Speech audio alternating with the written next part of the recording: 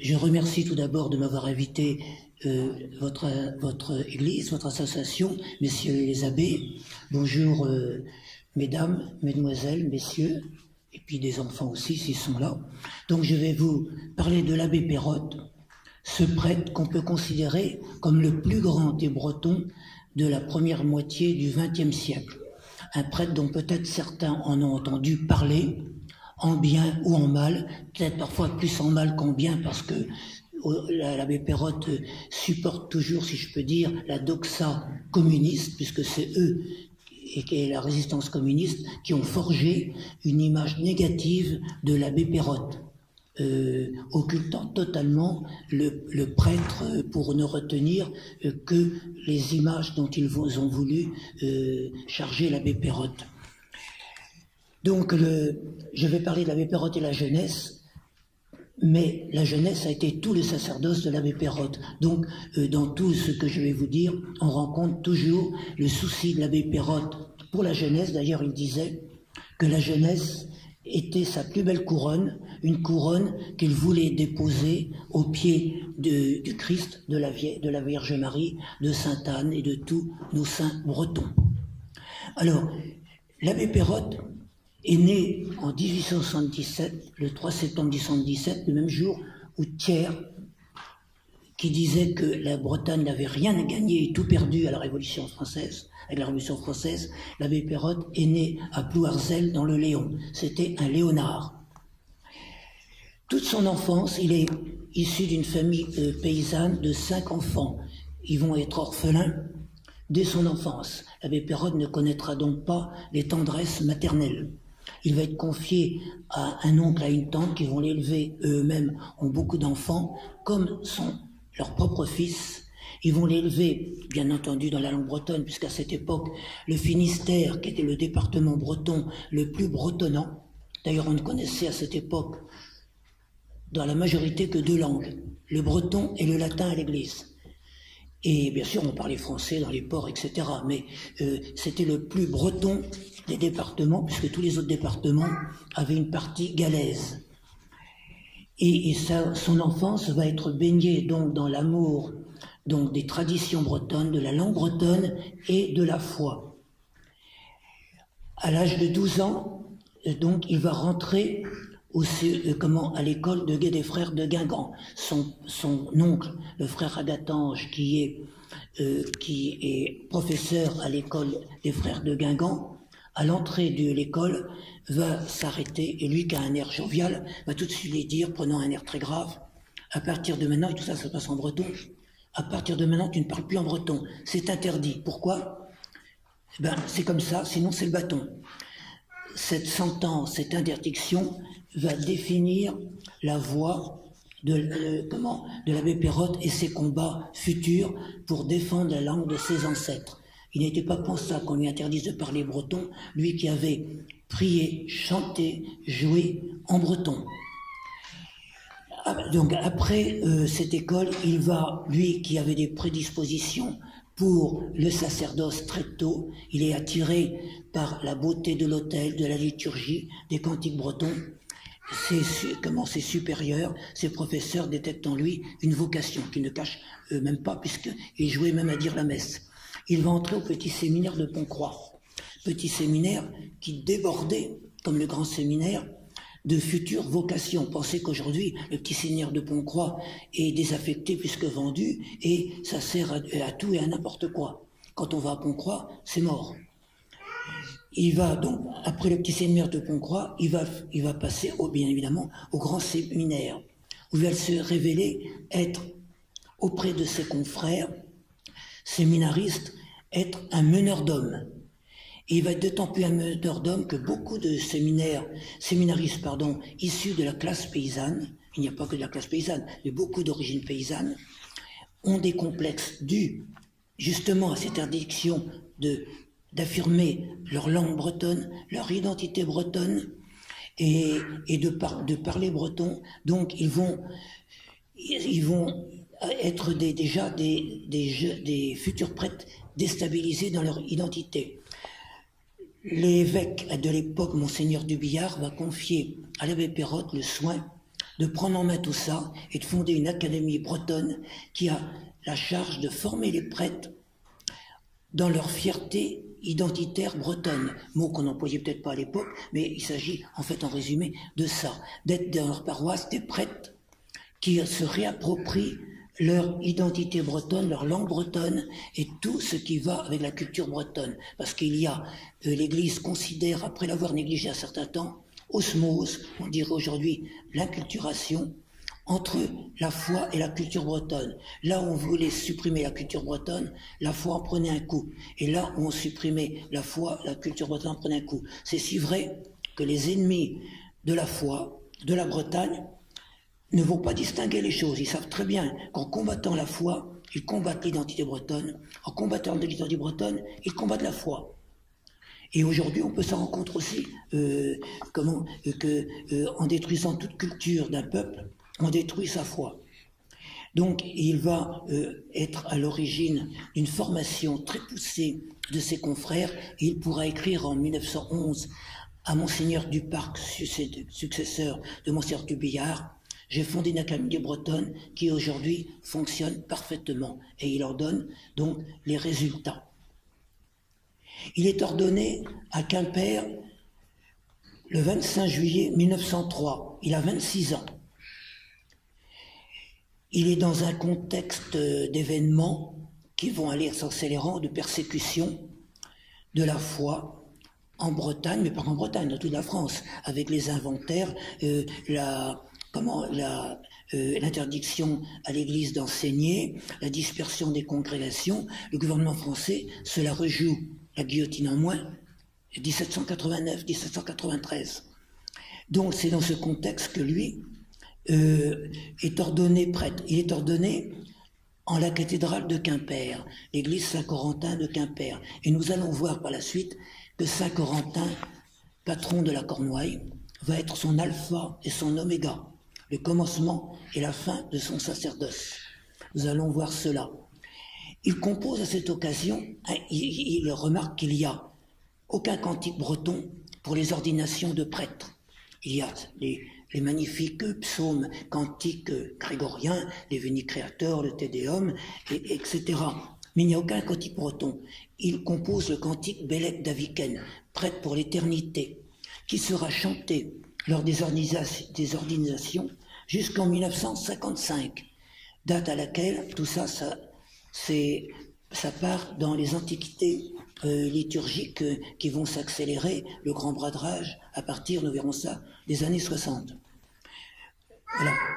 Donc, je vous disais que c'est une époque trouvée par les inventaires. Beaucoup de jeunes prêtres, séminaristes, vont à cette époque renoncer à leur vocation parce que j'allais dire profession, leur vocation est sans cesse dénigrée par tous les anticléricaux de l'époque, francs-maçons, libres penseurs, communistes après la révolution de 1917 et même déjà un peu avant, même le courant du cartel des gauches et d'une certaine démocratie chrétienne également.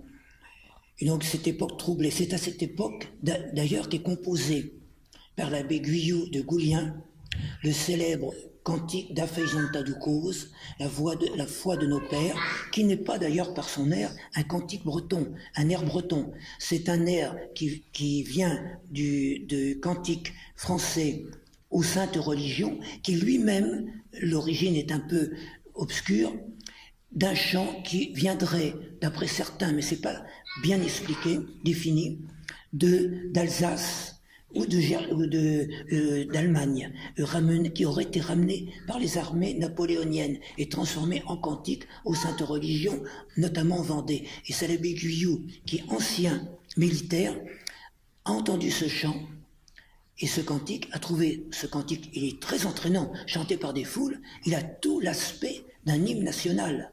Et tant c'est si bien que l'abbé Perrotte disait que si la Bretagne n'avait pas eu son hymne national, le célèbre Brogos Mazadou, calqué l'air sur l'hymne national gallois par Taldir Jaffrenou, et bien au début du siècle, Dafeizonta du Cause aurait très bien fait l'affaire. Et donc cet air entraînant, les troupes, j'allais dire, enfin les Bretons vont se lancer à l'assaut contre les troupes républicaines avec cet air du Dafeizanta de cause, qui également sera repris même lors des manifestations contre la centrale nucléaire de Plogoff, vous voyez, même par des gauchistes. Vous voyez. Et d'ailleurs, l'hymne du Dafeizanta de cause, le cantique, est beaucoup plus engageant que peut l'être le Brogos, qui est très gentillé comme parole, très poétique, mais qui n'engage pas. Tandis que le Dafeizanta de cause, plutôt mourir que de renier notre foi. Ceux qui chantent ça, même aujourd'hui, si on les mettait au pied du mur, je crois qu'il y aurait des pas en arrière. Mais enfin, passons, faisons pas je ne fais pas mon juge. Voilà, donc c'est à cette époque que le Dafeizanta de cause a été composé, et l'abbé Guyot a demandé à l'abbé Perrotte de revoir le breton, bien que l'abbé Guyot était très bretonnant, mais l'abbé Perrotte l'était encore plus. Donc l'abbé Perrotte a eu sa part dans ce cantique, c'est ce qui ne se sait pas. Ces premières paroisses donc vont être la Forêt, Landerneau, et puis les paroisses environnantes, Saint-Égonec, et toutes les paroisses du Léon. À cette époque, en 1905, donc, on est en pleine crise. Donc, l'abbé Perrotte remarque qu'il n'y a aucune fête bretonne. Il y a très peu de fêtes, c'est pas comme aujourd'hui, où les fêtes, il y a une inflation, le calendrier festif breton est obèse. Le breton se fait cigale pendant que la Bretagne est minée par des tas de termites comme la France, l'Europe. On chante beaucoup en Bretagne, mais ça ne construit pas et ça n'assure pas l'avenir d'un peuple. C'est très sympathique, mais alors l'abbé Perrotte constate qu'il n'y a pas de fête véritablement bretonne. Elles ont toutes été mises à l'index, soit par l'Église même, soit que les Bretons ont des complexes et on ne chante plus beaucoup. Il y a encore des fêtes locales, etc. Et il va fonder le Blunbruck, une fête. Ça veut dire que fleur de bruyère, comme symbole, la bruyère, la petite fleur violette, mauve, très enracinée dans le dur sol granitique breton. Et très vite, l'abbé Perrotte ne voudra pas que l'on considère le Blunbruck comme une fête. Mais ça prendra le nom de congrès, parce qu'il ne s'agit pas de faire la fête pour faire la fête. Et fini la fête, fini le saint, et on éteint les lampions, on compte les tiroirs-caisses, et on voit ce qu'on fait l'année prochaine. Non, il s'agit de réveiller les Bretons, le peuple breton, dans leur fierté de Bretons, de les réveiller dans leur langue, dans leur tradition, dans leur culture, dans leur histoire, qu'ils ignorent dans la majorité des cas parce qu'on leur a caché leur histoire, on leur a donné la honte de leur tradition, de leur costume, de leur langue. Aujourd'hui, comme on fait honte à la France, au peuple européen, de leur tradition, aux racines chrétiennes de l'Europe, qu'un certain Chirac a nié, qu'on n'a pas voulu qu'on inscrit dans la Constitution européenne. Donc aujourd'hui, ce qui est arrivé à la Bretagne, aujourd'hui arrive à la France. On nie l'histoire de France, on nie la langue française, on la déforme, on dit non, vous n'avez pas d'histoire, c'est une erreur, c'est qu'un roman national inventé, etc. Ça, c'est arrivé aux Bretons. Donc il faut bien comprendre à ce moment-là. Donc pour l'abbé Perrotte, le Blunbruck a ce but de rendre la fierté aux Bretons par la culture, mais tout sublimé par la foi. Il n'y a pas de culture, de fête, de congrès du Blunbruck sans la foi. Et qui dit foi, ça va être un impératif, dira beauté. Et la beauté menant au sacré, et le sacré menant à Dieu. Donc ça, la beauté va être l'impératif de l'abbé Perrotte et certains de ses confrères, comme celle de Monseigneur du Parc. Voyez-vous, beauté qui aujourd'hui, essence du sacré, fait entièrement défaut. Donc, et l'abbé Perrotte va avoir pour soutien non seulement toute la noblesse bretonne, ce qu'on pourrait appeler la petite noblesse bretonne, ce qui va lui valoir les sarcasmes anticléricaux, parce que, voyez-vous, il est soutenu par la réaction, par une armée de chouans, par ceux qui veulent défendre leurs privilèges de avant 1789, etc.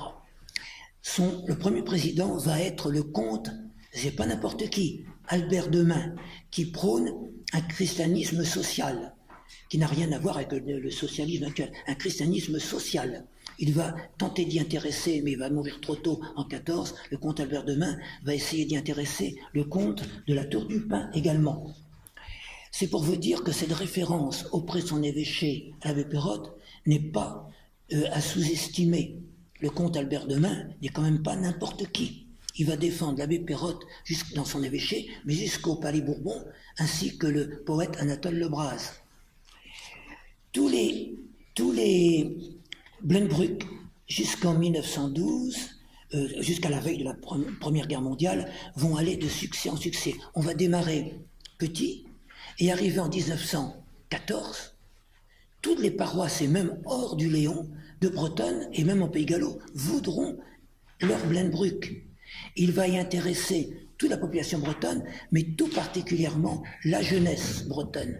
Et pour cela, il va fonder, comme beaucoup de ses confrères, les théâtres. Pourquoi? Parce que le théâtre est la solution privilégiée pour mener à la culture, dans le beau, dans le vrai.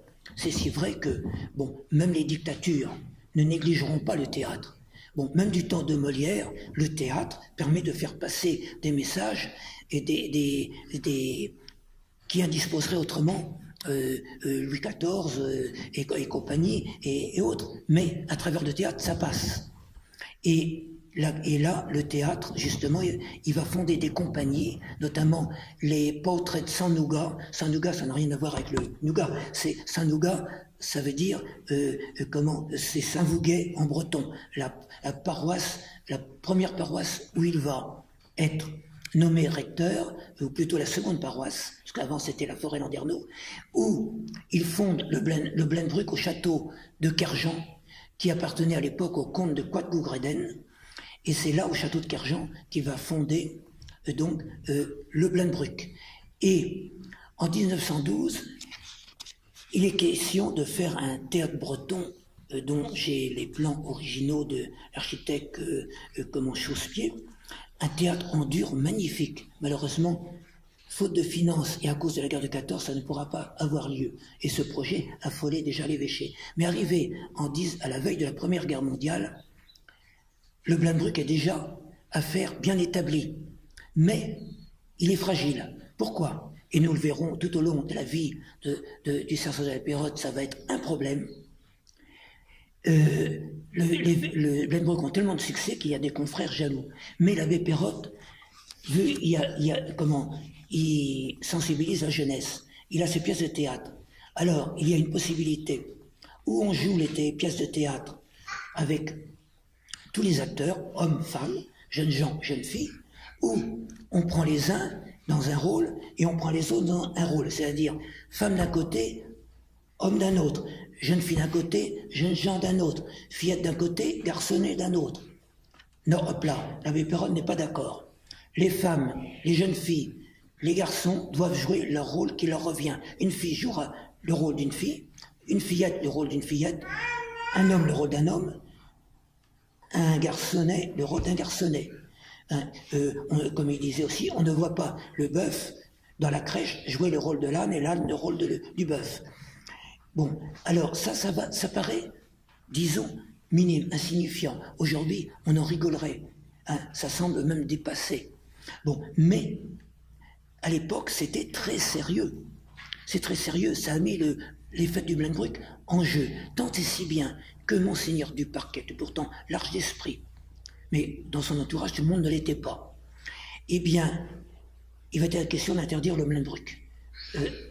Le comte Albert Demain, j'ai les originaux de son intervention auprès de Monseigneur Duparc, va supplier Monseigneur Duparc de ne pas intervenir. Et que lui, de quoi il va paraître le comte Albert Demain auprès des ennemis de la Bretagne, des ennemis de l'Église, qu'il a défendu jusqu'au Palais Bourbon. Comment on cède à ce moment-là, pour des histoires de mixité, le terrain à tous les ennemis de l'Église, qui n'attendent que ça? Donc, à travers cette affaire de mixité, le Blenbruck est en danger.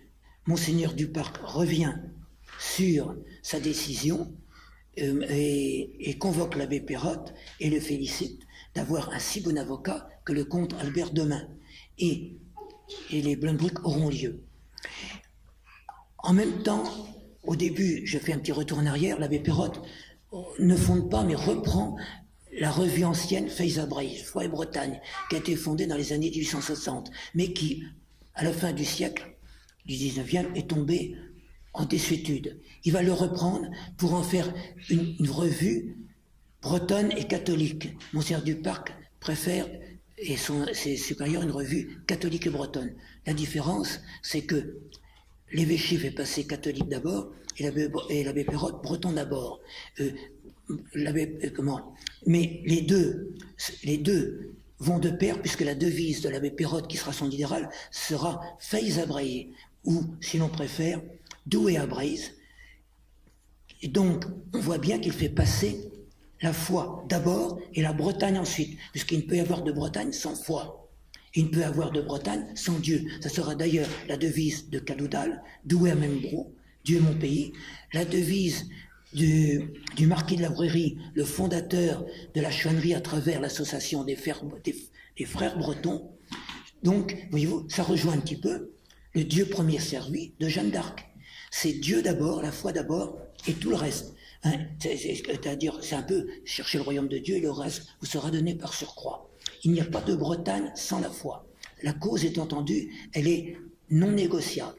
Donc, de l'évêché qui s'alarme souvent pour rien, à tort. Donc, ils font la revue Feis Abraïs, qui, elle, de l'abbé Pérotte, va en venir directeur en 1911. Ça va être sa revue. Et là encore, ça va être une revue qui va être un poids, puisque chaque numéro, au cours de sa vie, comme le Blindbruck, va être soumis à la censure de ses supérieurs. Il ne pourra rien écrire, rien faire, sans qu'on vienne le chipoter sur un mot, qu'il soit en breton ou en français, c'est-à-dire la revue est toute en bretonne, qu'on le chipote sur ses pièces de théâtre, où il faudra fournir les scénarios, on le chipote sur le contenu, les programmes du Blindbruck, surtout si bien que la revue Feis Abraïs ne trouvera très peu de collaborateurs ecclésiastiques. Comment voulez-vous collaborer à une revue des prêtres ont envie de collaborer, sachant que leurs supérieurs vont tout de suite trouver la petite bête. Alors je vais vous dire un mot de Monseigneur Duparc. C'est le plus grand prélat que la Bretagne eut du XXe siècle, de cette première moitié. C'est un homme très cultivé. Il n'est pas noble, mais toute son apparence laisse croire qu'il est d'essence noble. Il est originaire de Pont-Scorff dans le Morbihan. Il est très cultivé, il parle breton. Ses armoiries, la devise armoirie est en breton. Loué soit Jésus-Christ, c'est-à-dire Révo Melette da Jésus-Christ. Et quand il sera clamé par la foule à sa sortie de son sacre à Quimper, la foule l'acclamera en breton. Melette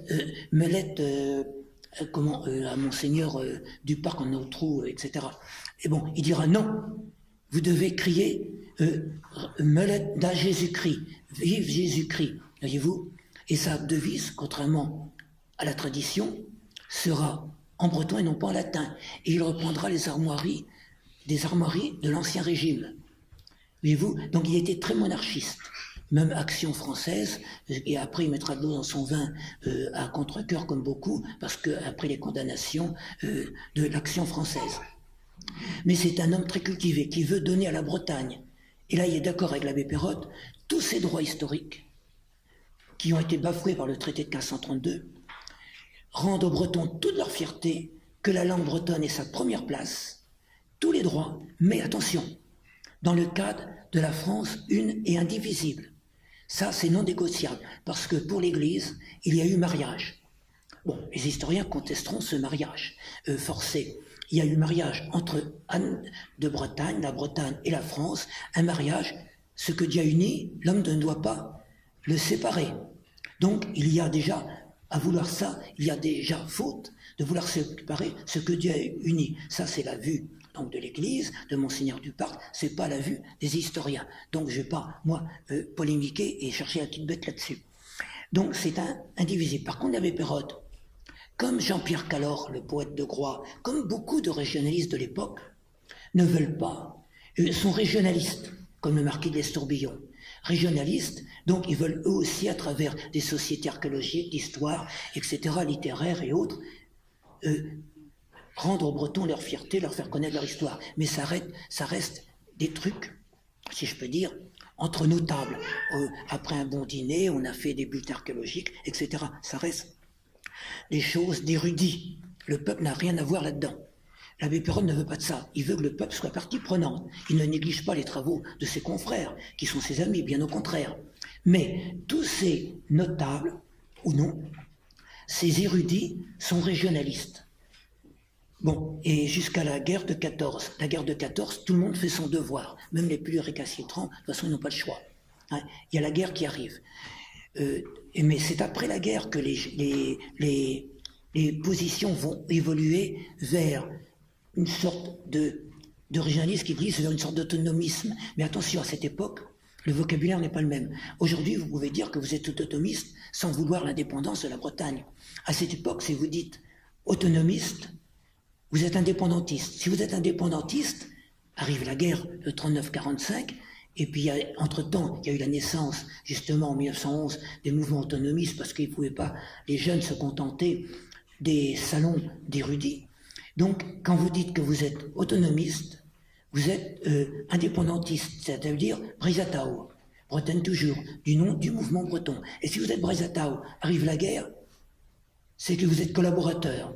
Bon, voilà, l'équation elle est simple, c'est un raccourci très court, hein, mais on ne veut pas éviter. Aujourd'hui, vous dites que vous êtes autonome, c'est pas pour ça que vous voulez être l'indépendance de la Bretagne. À cette époque, les mots veulent dire la même chose. Donc c'est une accusation, c'est l'opprobre. Donc là, j'arrive à la guerre de 14. L'abbé Perrotte, bien qu'il n'y ait pas contraint, s'engage sur le front. Il est volontaire. Il a la formation des jeunes recrues. Il est nommé secrétaire d'un éminent neurologue, le docteur Logre. Il sera bien placé pour voir la psychologie de tous les soldats. Et l'abbé Perrotte, est un héros ignoré de la guerre de 14-18. Il n'est pas le seul. Beaucoup de prêtres, ils ont été des milliers. Rien que pour les mystères, je crois qu'il y a eu plus de 50 morts au front. Il s'engage auprès, évidemment, des soldats.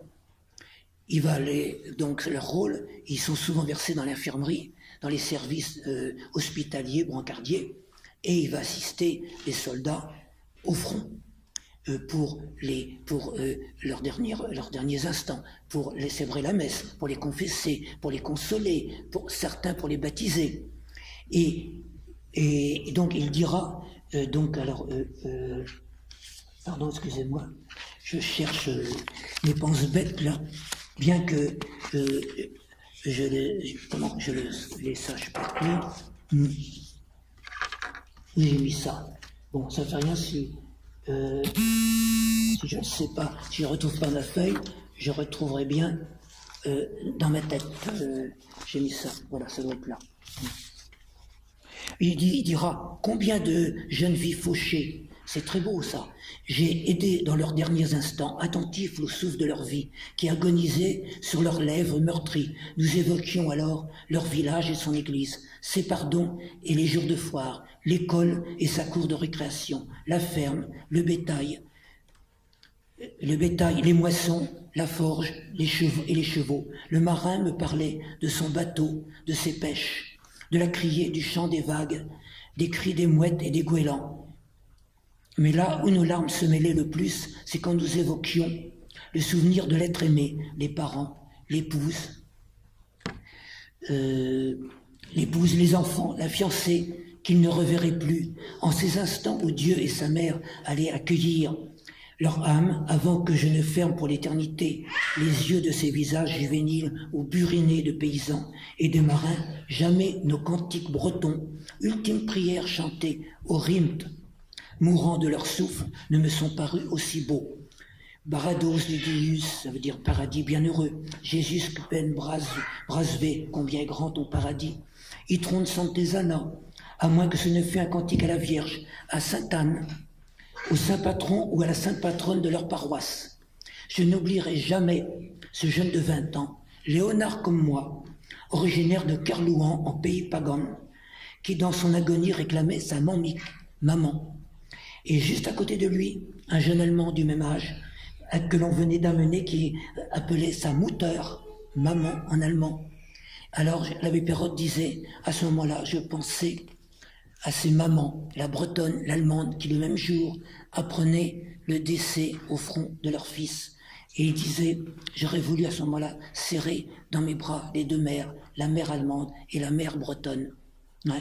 Et certains soldats ne comprenaient pas, ses supérieurs, quoi, c'est un Boche que ça peut faire. Et il leur répondait, c'est un enfant de Dieu, c'est un chrétien comme vous. Et puis il le remettait en place. Il dira que de fois j'ai entendu ces horribles ordres de dire, que de fois j'ai entendu ces horribles ordres horribles, tuer, n'épargner personne, et que les mêmes ordres étaient donnés dans l'autre camp. Le paysan breton, l'artisan breton, allez tuer le paysan allemand, l'artisan allemand, voilà, des pauvres gens qui s'ignoraient, qui se tuaient, qui s'entretuaient, pour des gens des coquins, qui eux se connaissaient très bien au niveau supérieur. Vous voyez ? Alors, donc l'abbé Pérotte aussi, il s'est porté volontaire. Un jour, il y a un soldat, père de famille, forgeron, qui est désigné volontaire, entre guillemets, c'est-à-dire d'office, pour aller porter secours à un soldat au milieu du front, des barbelés, pilonné par les obus, les gaz, pour aller secourir un blessé. Le pauvre homme était terrorisé, il savait qu'il y resterait. Il n'avait aucune chance d'y échapper. Et il brandissait la photo de sa famille en suppliant le supérieur qu'il n'y aille pas. Il y a un ordre, c'est un ordre. Où on allait, on aurait été si chacun discutait les ordres. Pas de problème. Il est désigné, il doit y aller. L'abbé Pérotte voit ça, lui se dit, j'ai rien à perdre. Bon, eh bien, il se propose de prendre la place. Les supérieurs disent, oui, bon, on va si on discute les ordres. Il est tellement convaincant il dit, bon, ben, allez-y, voilà. Et il y va avec une simple brouette. Les quelques mètres, parce que, bon, je ne sais pas s'il y a 300 mètres, 500 mètres ou 800 mètres, lui a semblé une éternité. Et il part avec une brouette pour charger le blessé. Lui aussi se dit, j'ai aucune chance d'y arriver. Mais, il dit, au moins, j'ai le temps de supplier la Vierge Marie et tous les saints de Bretagne de m'aider à arriver jusqu'au bout. Et il y arrive. Il sauve. Il regagne les lignes sous les applaudissements, alors qu'il avait été le chercher sous les obus, les gaz, etc. Il sera cité, et j'ai son carnet militaire et sa citation, à l'ordre du jour. Il sera décoré de la croix de combattant et exceptionnelle et de la croix interalliée de la victoire, etc. Décoration que j'ai aussi, toujours. Et c'est un acte de bravoure qu'il a fait. Bon, j'ai dit qu'il n'était pas le seul, et lui, il reconnaîtra qu'il n'était pas non plus le seul. D'autres prêtres ont fait pareil, et même des non-prêtres. Mais il faut savoir que c'est un héros. Si bien que quand on lui reprochera, au cours du sacerdoce, d'être anti-français, ce qui est faux, il était anti-rien du tout. Il n'était pas plus anti-français qu'anti-russe ou anti-allemand. Il ne confondait pas le peuple russe avec le bolchevisme, le peuple allemand avec le nazisme, ou le peuple français avec les imbéciles, anticloricaux, francs-maçons et autres. Non, il était anti-rien du tout. Si, il était anti-communiste, anti-franc-maçon, anti-libre-penseur, anti tout ce qui était idéologie. Ça, il l'était, il ne le cachait pas. Et quand on lui reprochera d'être anti-français, il dirait, moi, j'ai fait mon devoir pendant la guerre, et bien plus que mon devoir, je n'ai donc de leçons à recevoir de personne. Et là, il est mouché. D'ailleurs, il fera une très belle prière à Jeanne d'Arc, que j'ai mis dans mon livre, où il suppliera à Jeanne d'Arc d'aider les Bretons qu'elle aimait tant. D'ailleurs, il faut savoir qu'avec Jeanne d'Arc, il y a eu des combattants bretons, notamment une jeune fille, Périnaïque, qui est morte brûlée vive comme Jeanne d'Arc. Et donc, c'est ignoré. L'abbé Pérotte avait une grande dévotion pour Jeanne d'Arc, et il disait en 1920, année où était canonisée Jeanne d'Arc par Benoît XV, je crois, eh bien, qu'il aurait aimé qu'elle fût bretonne. Voyez-vous, qu'à nous, il nous aurait fallu une Jeanne d'Arc bretonne aussi. On en a eu, comme la princesse Ermengarde, qui n'a pas été ni béatifiée ni canonisée, mais qui est, je ne sais plus comment le nom avant tout ça. Voilà, oui, voilà, qui était une princesse qui pendant 4 ans a gouverné le duché de Bretagne, pendant que son mari, Alain Ferjean, elle était la fille de Foulque d'Anjou, était partie aux croisades. Et Alain Ferjean a hissé le croix-du sur la mosquée. On parle de Godefroy de Bouillon, mais Alain Ferjean, avec ses croisés bretons, était le premier à entrer dans Jérusalem. Il a hissé le croix-du sur la mosquée Al-Aqsa, c'est-à-dire la mosquée du Dôme, qui est sur la place du Temple, là, aujourd'hui à Jérusalem, et l'a transformée en église à cette époque. Donc le croix-du à cette fierté d'avoir flotté sur la mosquée Al-Aqsa et d'entrer dans Jérusalem parmi les premiers. Voilà, bon, cette parenthèse. Donc, l'abbé Pérotte fut au front un grand soldat. Nous voilà à la fin de la guerre. La société bretonne a terriblement changé, complètement. Mais il n'y a pas qu'en Bretagne. On lui a prévenu, tu ne reconnaîtras plus ton Léon, ta Bretagne. Tout a changé, les mentalités. La foi a reculé, le breton a reculé, y compris dans les églises. Les traditions ont reculé, les mentalités ont reculé. Les soldats qui rentrent du front ne pensent plus qu'à une chose. Ils ne sont plus bretons, ils ne veulent se dire que français. Pourquoi? Ils sont héros. Ils sont regardés, à juste titre, comme des héros. Ils en oublient leur qualité de breton. Ça a d'ailleurs rejoint ce que voulait le député de Monzy qui suppliait aux Bretons d'oublier leur qualité de breton pour que souvenir que leur qualité de français, que la langue bretonne devait être interdite au bénéfice de la seule langue française. Donc il ne reconnaît plus sa Bretagne, elle a terriblement changé. Un trait, c'est-à-dire on le voit sur les photos de l'époque, qui est très caractéristique. Toutes les photos avant la guerre de 14, les hommes portent le chapeau breton, le noble chapeau breton. Après la guerre de 14, la majorité porte la casquette. Ce que dira le marquis de l'Estourbillon, qui avait fait un très bon opuscule sur la défense des costumes nationaux bretons, il ne dit pas régionaux, nationaux, et contre la casquette.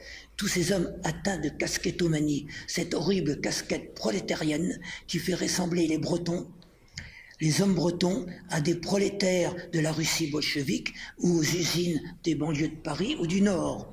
Et les femmes avec leurs fichus au lieu de leurs belles coiffes à des femmes de Sardaigne, de Sicile ou de Turquie. Vous voyez? Et donc, ces visages affublés de la casquette n'ont plus cette noblesse. Ils sont ternes. Là où les visages paraissaient nobles, tout d'un coup,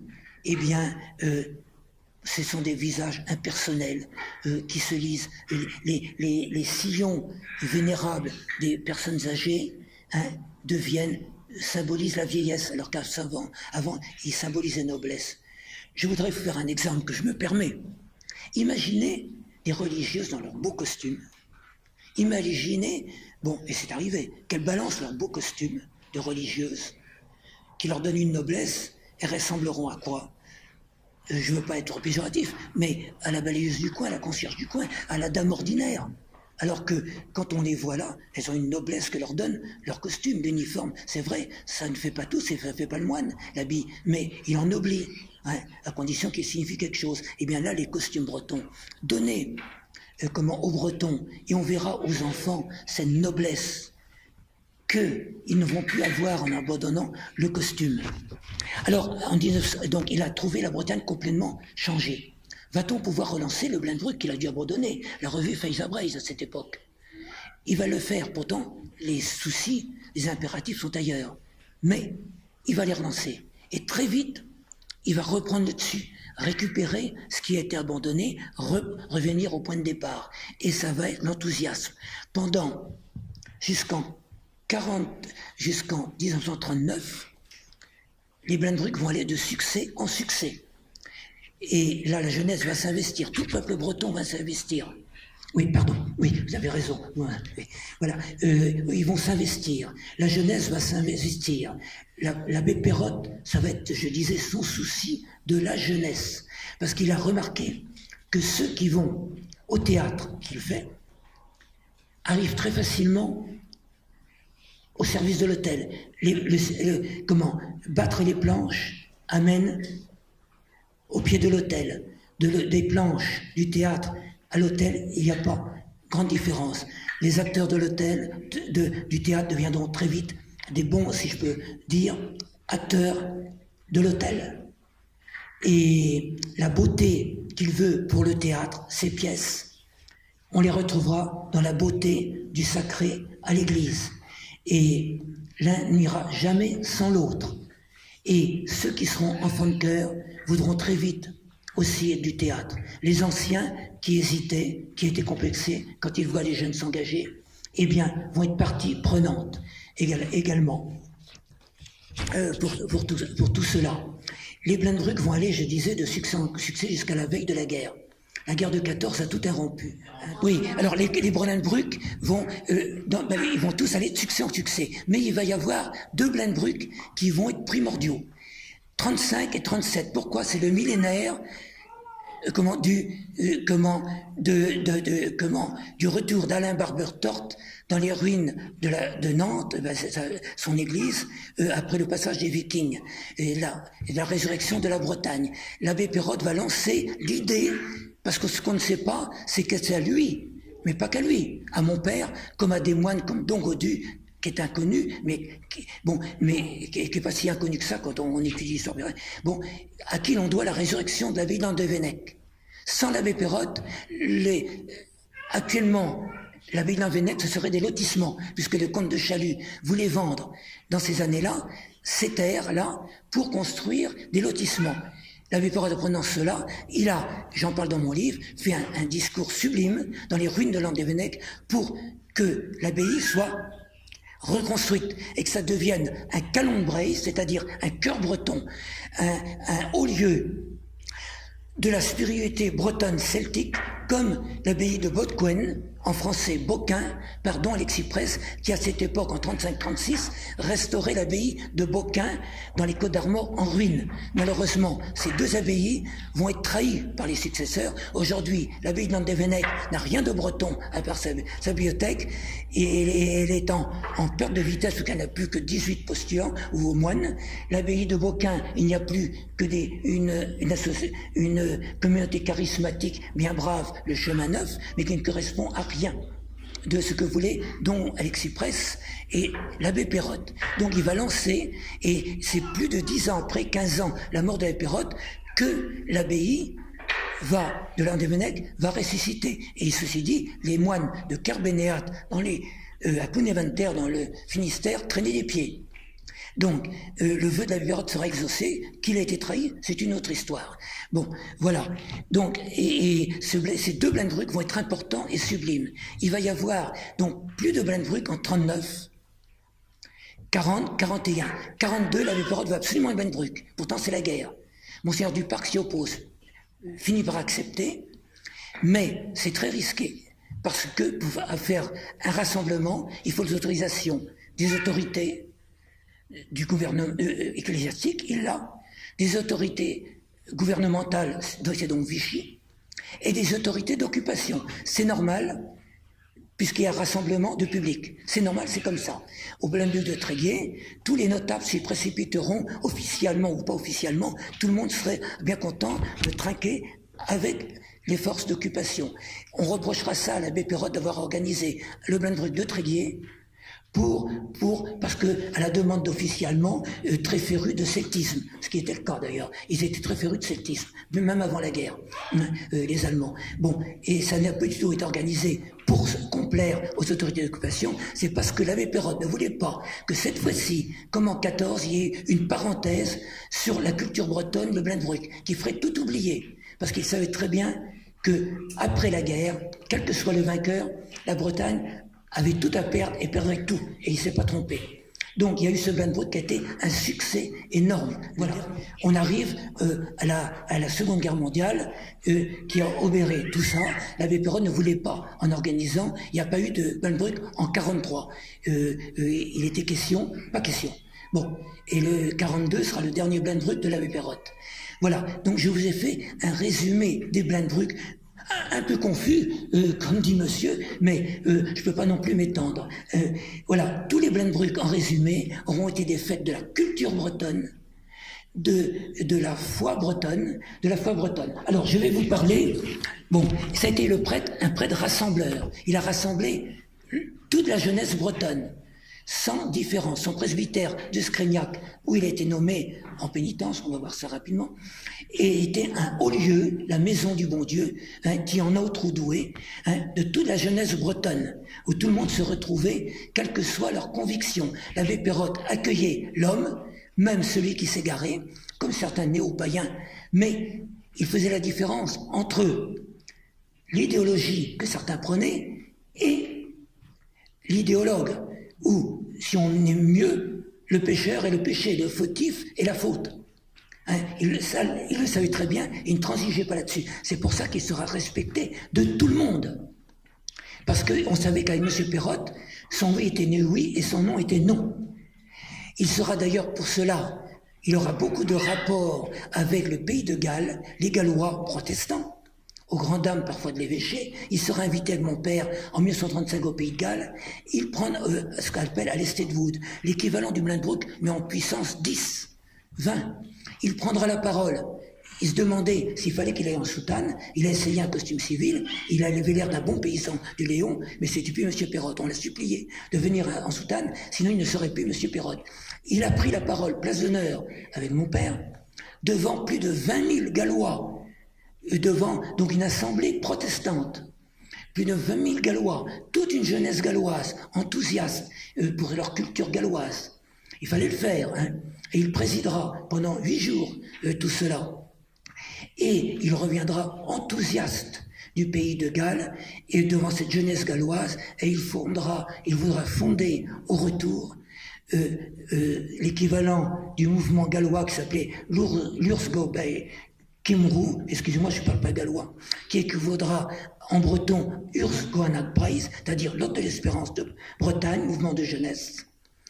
Une sorte de scoutisme, à mi-chemin entre le scoutisme et le patronage, mais plutôt le scoutisme, que fondera en 1943 mon père, l'Ursgoanakbreis, d'où sortiront des élites, et qui sera dissous à la Libération pour diverses accusations mensongères, etc.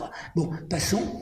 Donc, au Pays de Galles, il sera invité. Donc, c'est pour vous dire qu'il fédérera non seulement la jeunesse bretonne, mais la jeunesse celtique. On disait même, comme la comtesse Méreng Vefa de Saint-Pierre, que si on avait laissé l'abbé Perrotte plusieurs mois au Pays de Galles, et des Gallois disaient qu'il aurait réussi à convertir le Pays de Galles. Et les Gallois qui avaient une image négative du prêtre catholique, eh bien, avec l'abbé Perrotte, ils ont eu une image positif. Voyez-vous, cette parenthèse du Pays de Galles pour dire que ce fut important. Alors, il fut un prêtre rassembleur dans son presbytère. Je vais vous lire un passage ici.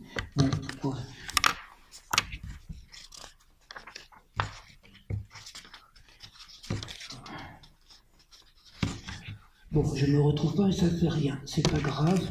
Quand on a trop de papier, c'est peut-être un inconvénient. Tous ceux qui approchèrent par la splendeur de son rayonnement, l'abbé Perrotte. Et au point de la jeunesse, c'est important. Parce qu'il disait que souvent ses confrères se plaignaient que lui réussissait tout, un peu comme Don Bosco, auprès de la jeunesse. Oui, mais l'abbé Perrotte leur répliquait, écoutez, c'est pas parce que vous leur proposez des trucs de patronage, on dirait aujourd'hui presque débile, hein, mais il n'employait pas ce mot-là. Hein, mais du médiocre, des messes bâclées, vite fait. C'est pas ce que vous leur proposez que vous pouvez attirer la jeunesse. Il leur faut du beau, du sacré. Alors, par la splendeur et le rayonnement de sa foi chrétienne, par la sympathie qu'il répandait autour de cette activité bretonne, et pour la jeunesse, c'était important. Plus encore que pour les anciens, mais bon, il conquérait les âmes à Dieu. Et c'est bien pour cela que ses ennemis ne lui pardonneront pas. C'est qu'il conquérait les âmes à Dieu, comme quand il était à Scrignac en plein Mont d'Arrée, appelé la petite Russie bretonne, la Montagne Rouge. Il retirait des clients au Parti communiste. Ça, on ne pouvait pas lui pardonner. Tous ceux qui approchèrent l'abbé Perrotte sont unanimes. Son regard, ses yeux roux, attiraient l'attention. Un regard empreint d'une grande douceur. Lorsqu'il s'adressait à quelqu'un, il était impensable que son interlocuteur puisse songer à lui mentir, tant il semblait dans le même temps pénétrer le fond de ses pensées. Mais son regard pouvait aussi exprimer une terrible colère, contenue quand la fois la Bretagne, sa langue, était agressée. Un séminariste, l'abbé Yvon Montreffe, mort il y a 3 ans, disait qu'il ne l'a rencontré une seule fois, jeune séminariste, mais cependant ça a suffi pour me conquérir à lui et me faire comprendre la perte cruelle que nous venons de faire. Un autre, tout ça, il y a la jeunesse en fond. Un autre témoignage surprenant est celui du journaliste écrivain François Brinbeau. Il s'est trouvé que par hasard, j'ai croisé son chemin au cours de l'hiver de l'hiver 42-43 en gare de Morlaix. C'était le jour du bombardement de Morlaix par l'aviation anglaise qui a fait dans une école 52 ou 53 morts d'enfants avec leur maîtresse, Sœur Marie, Sœur Marie de Saint-Ange, je crois, un nom comme ça, dont il y a la chapelle des Saints-Anges à Morlaix. Voyez-vous, et Monseigneur Duparc a présidé les obsèques, et tout ça, il a dénoncé ce massacre des saints innocents, et l'abbé Perrotte aussi, et mon père, ce qu'il leur a valu d'ajouter ça à leur dossier à la Libération, de dénoncer comme crime de guerre ces bombardements alliés. Alors, l'abbé, François Brugnot a croisé donc le regard de l'abbé Perrotte.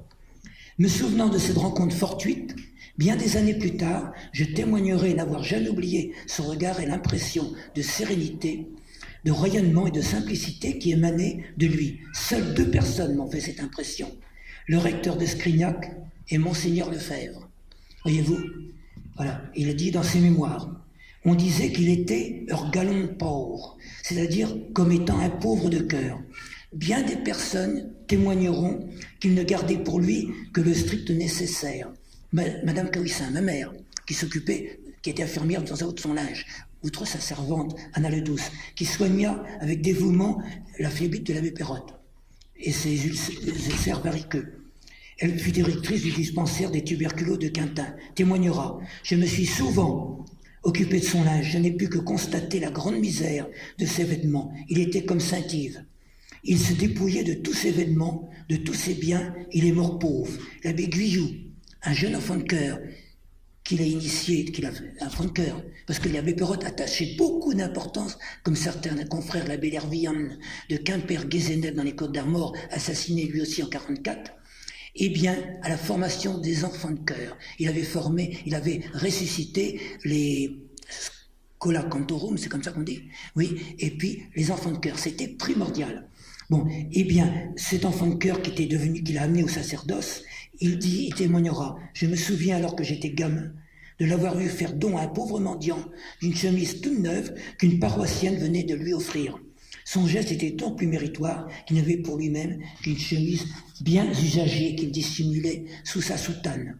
Mes yeux d'enfant furent frappés par ce geste de charité et marqua mon esprit. Je me suis souvent demandé si mon attirance pour le sacerdoce n'a pas commencé ce jour-là. Sa servante Anna Ledouce savait à quoi s'en tenir sur la grande charité de son cher recteur.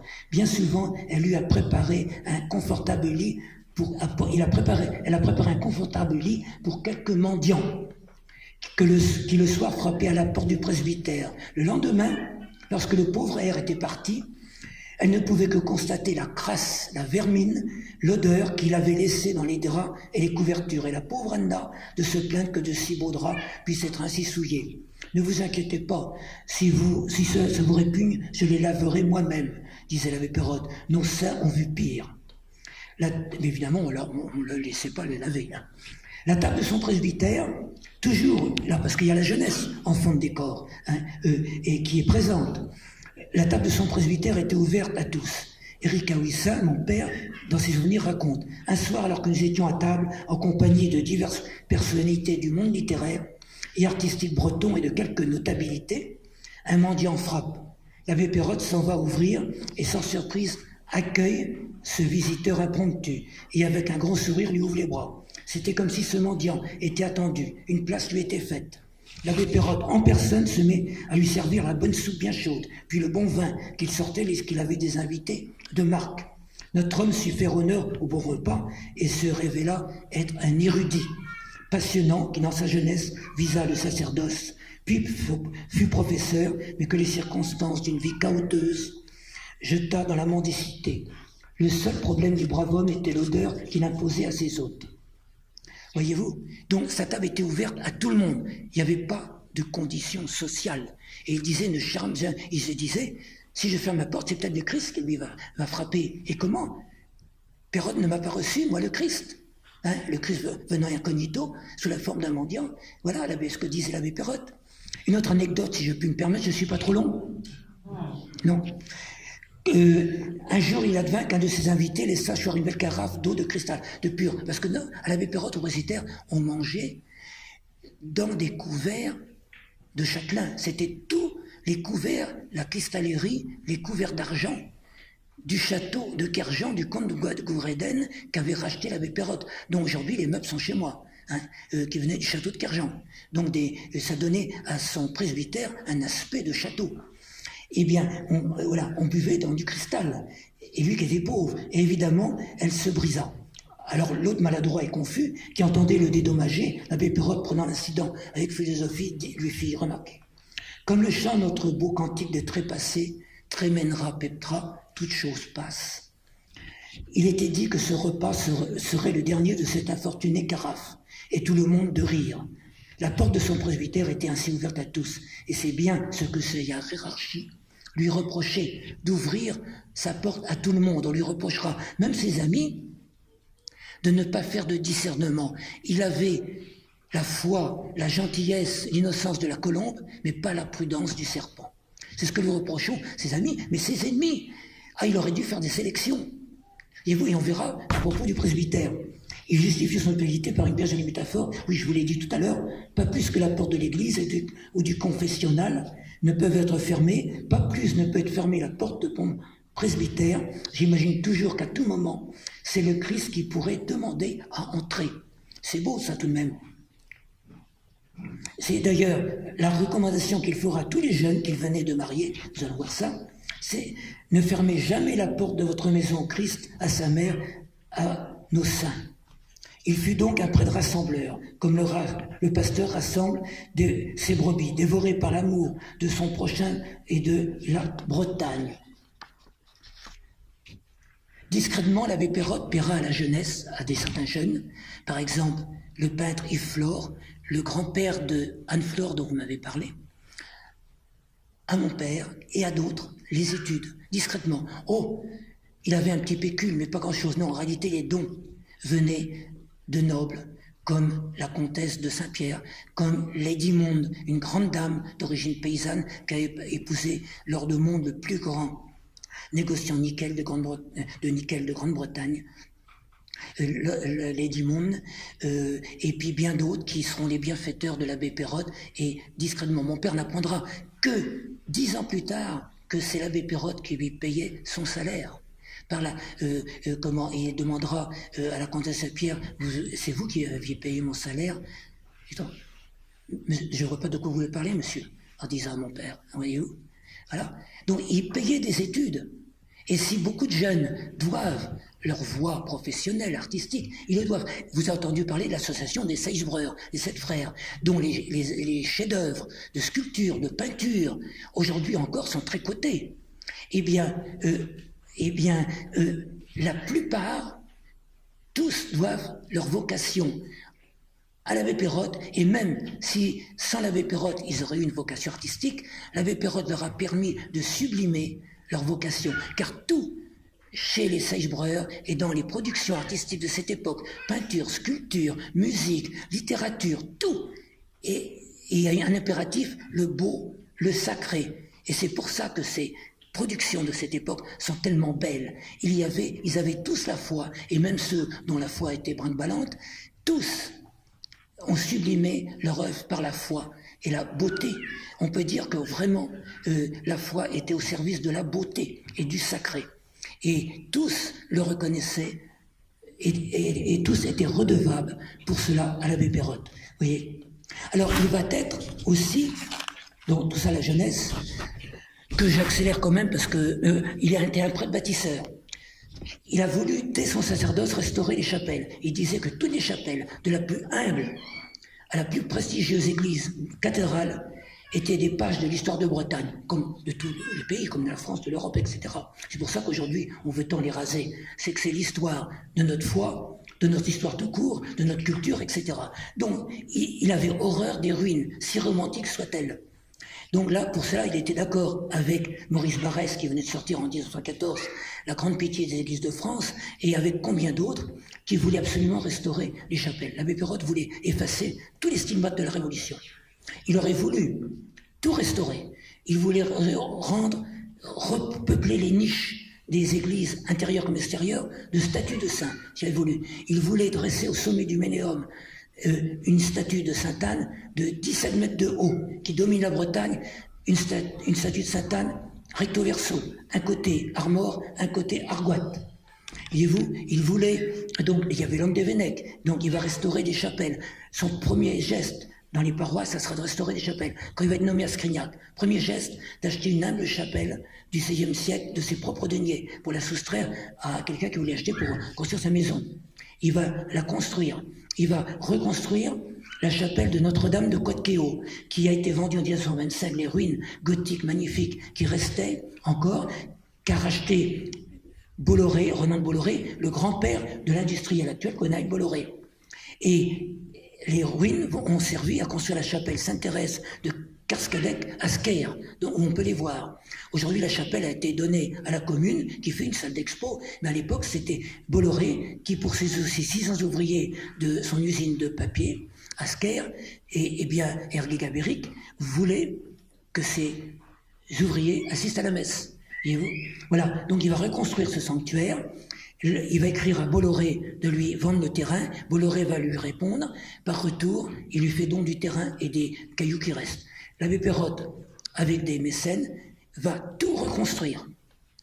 Une chapelle, il voulait refaire du gothique. L'architecte Zembouillet dit non, on va refaire du neuf. Mais dans la tradition bretonne, ce qui fait qu'on a une très belle chapelle, modeste, humble, petite, mais très belle, d'une facture moderne et dans la tradition celtique. Et elle est inachevée, quoi qu'on voit, et ça va être sa chapelle, son œuvre. Donc il voulait faire là aussi un chœur breton, hein, ce qui n'est pas le cas aujourd'hui. Voilà, donc il va restaurer cela, et toutes les chapelles. Il va avoir, donc ça va être un peintre bâtisseur, l'homme des Vénèques, etc., je vous ai dit. Il va fonder en 1942 au Blainbourg de Tréguier l'association Chapelle-Joubreys, Chapelle de Bretagne, qui est l'ancêtre de Braille-Santel. Braille-Santel a été fondé en 1952 par Gérard Verdeau. Gérard Verdeau reconnaîtra qu'il doit cela à l'abbé Perrotte et qu'il ne fera que prendre sous un autre nom ce qu'a commencé l'abbé Perrotte. Voyez-vous, il va être aussi, l'abbé Perrotte, l'initiateur du retour du Trobraise. Seulement, la guerre arrive, il n'était plus question d'aller pérégriner à ce moment-là. Voyez-vous, mais c'est lui, le restaurateur du Trobraise, et non pas Philippe Abjean, même s'il en a le mérite. C'est l'abbé Perrotte. Seulement, il y a eu une interruption. Vous voyez, Côte-Quéau, l'homme des Vénèques. Alors, et cette chapelle de Côte-Quéau, qui a été profanée à Pâques 2018, pour fêter, entre guillemets, la sortie de mon livre, par des petits salopards, excusez-moi l'expression, qui se revendiquaient de la résistance pour profaner la tombe de l'abbé Perrotte, c'est-à-dire abattre sa belle croix celtique que mes parents avaient fait ériger, la jeter bas et taguer la chapelle et sa tombe de slogans injurieux, que ce soit en breton français, c'était du tout au même. Bon, voilà, donc ça a été depuis remis en place, il y a eu des dons qui sont tombés de toute la France. Et on devait, la chapelle, il y a début juillet, a brûlé, aussi on a cru à un acte encore malveillant, comme on dit. Non, c'est bien un accident. Et on devait donc déplacer la croix et là on transportait à Châteauneuf-du-Fou pour restaurer la lettrine dessus. Il fallait la déplacer. Bon, c'est reporté en attendant que les travaux démarrent. Voyez-vous, cette chapelle a été classée en 97 sur l'inventaire complémentaire des monuments historiques, mais n'est pas classée. Mais elle est sur l'inventaire complémentaire. Donc, l'abbé Perrotte est enterré là, c'est lui qui a souhaité. À côté, il y a un autre gisant mort, l'abbé Claude Agégou, dont l'abbé Perrotte a retrouvé les restes, a cherché les restes, parce qu'il savait dans les archives que ce prêtre était là. Alors, ce prêtre a été assassiné par les révolutionnaires en 1797, en revenant de dire sa messe, un jour de Pâques, en disant son chapelet. 150 ans plus tard, c'est-à-dire en 1943, l'abbé Perrotte sera assassiné exactement au même endroit que l'abbé Gégou, sur le même chemin, et en disant son chapelet. Ouais, si c'est pas un signe de la providence, une marque, je sais que c'est pas Epstein qui disait que, je sais plus qui, que le hasard c'est quand Dieu veut signer anonymement, quelque chose comme ça. Bon, admettons que Dieu voulait signer anonymement. Pour le chrétien, enfin, il n'y a pas de hasard. Il débute son sacerdoce à l'église Saint-Corentin de Quimper, la cathédrale. Il termine son sacerdoce 40 ans plus tard à la modeste petite chapelle de Saint-Corentin. Il devait être assassiné pendant la messe. Mais l'assassin, là, j'anticipe un petit peu ce que je dis, mais bon, puisque je tiens le fil de mon affaire, j'y vais jusqu'au bout. Il devait être assassiné pendant la messe. L'assassin s'est pas réveillé à temps. Ah, ça change le programme. Donc, il va l'attendre sur le retour. On peut voir les lieux encore. Hein. Il y a le café, mais c'est plus un café, mais on voit les lieux. Le lieu dit prédestiné à la Croix-Rouge. Il va l'attendre là, il se renseigne cette fois en breton, parce qu'il était originaire de Scrignac, l'assassin, mais il ne connaissait pas l'abbé Perrotte, parce qu'il avait quitté ça depuis longtemps. Il se renseigne en breton, est-ce bien le recteur qui passe là? Oui, bon. Il attend, les consommateurs voient un homme en peu de chauffe, etc., qui regarde, etc., enfin, qui parle pas, comme d'habitude, on a de parler de la pluie, du beau temps, etc. Il attend le recteur, c'est lui qui passe. Le recteur, avec son petit enfant de cœur, passe après avoir pris une collation pour un peu se réchauffer après la messe. Hein, dans cette église, cette chapelle où il y avait 6 vieilles femmes et une jeune fille pour assister, hein, voilà. Et donc, il va comme un prédateur, il va les suivre pendant 3 kilomètres sur la route de Scrignac. Parce que l'abbé Perrotte avait une flébite. Il a tenu, le jour de la Corentin, à venir faire plus de 10 kilomètres avec sa flébite et son enfant de cœur, à aller-retour. Donc, voilà. Donc, il est à 3 kilomètres du bourg, dans les lieux dits la descente de l'Anisonne. L'assassin qui les a devancés comme un prédateur à travers les fougères et les hautes fougères et la lande, l'attend, arme son revolver, tire une première fois, le manque, entre guillemets, parce que c'est un tireur chevronné, c'est un, comment on dit, un sniper, c'est pas n'importe qui. Il a en référence des assassinats, que ce soit des soldats allemands officiellement ou des gens accusés à tort ou à raison de collaboration. C'est pas une oie blanche. Et il a été payé, attention, on n'est pas un acte patriotique là, on a un acte mafieux. Il a été payé 10 000 francs, parce que monsieur se faisait payer, pour sa sale besogne. Donc là, on ne peut pas dire qu'on est un acte héroïque, même contestable. Hein, voilà. Donc, il tire une deuxième fois, il le touche à la tempe. Il est atteint mortellement, mais l'abbé Perrotte ne succombe pas tout de suite. Il va agonir 3 heures, il est touché à midi pile. L'Angélus sonne au clocher de Scrignac.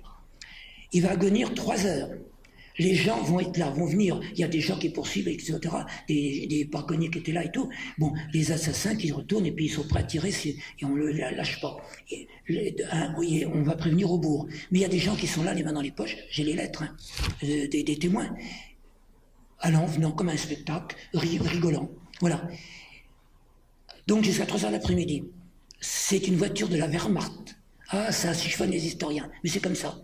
C'est une voiture de l'armée allemande qui occupait le presbytère, qui vient, on n'a pas demandé l'avis à l'abbé Perrotte, on verra ça, qui vient prendre l'abbé Perrotte avec son vicaire, l'abbé Keguiner, et prend l'abbé Perrotte pour l'amener au presbytère.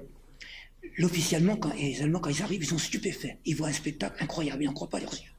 Une femme en pleurs, à genoux, en costume breton de Frénan, parce qu'elle portait toujours sa servante de costume breton, en pleurs. Il dira officiellement, j'avais là devant moi la Pietà de Michel-Ange. C'était inouï comme spectacle. C'était irréel. Et donc il va l'amener. L'abbé Perrotte va décéder, après son agonie, à 7 heures du soir, sans avoir repris connaissance.